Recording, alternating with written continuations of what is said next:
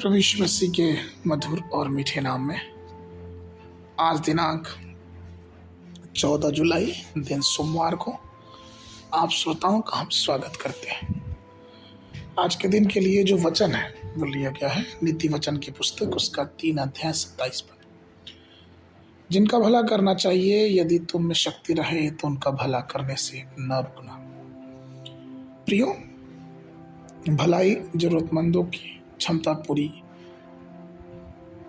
करने से होती है और भलाई करने की क्षमता हमें प्रभु देता है। प्रभु हमें इस योग्य, हमें इस लायक बनाता है कि हम दूसरों की भलाई कर सकें।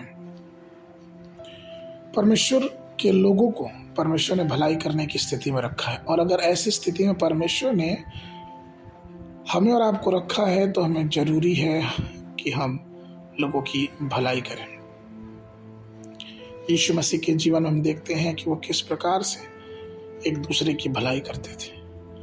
वो भलाई करने से कभी पीछे नहीं हटे और दूसरों के लिए प्रार्थनाएं की। उन्होंने आत्माओं को बचाया, उन्होंने किस प्रकार से बड़े बड़े आश्चर्य कर्म किए।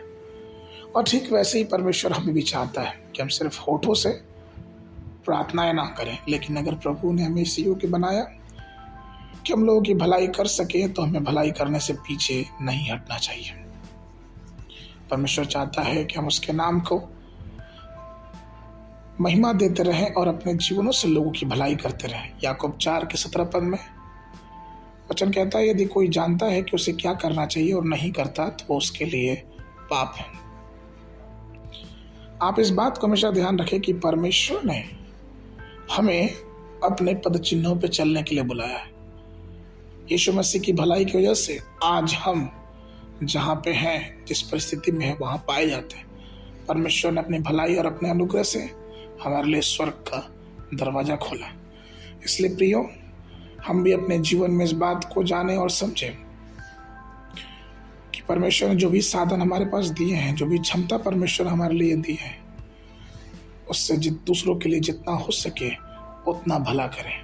बिना कोई देर किए हुए दूसरों की भलाई करें, प्रार्थना करें और अपने कामों में आगे बढ़ते जाएं, जिसका प्रतिफल हमें स्वर्ग में जरूर मिलेगा। आगे के मनन के लिए भजन संहिता उसका 37 उसका 3 पद। यहोवा पर भरोसा रख और भला कर, देश में बसा रह और सच्चाई में मन लगाए रह। प्रियो, आगे के बाइबल अध्ययन के लिए सुबह के समय भजन संहिता उसका 10 से 11 और 12 अध्याय, संध्या के समय प्रेरितों के काम उसका 19 अध्याय 1 पद से लेके 20 पद तक। परमेश्वर आप सबको आशीष देवे।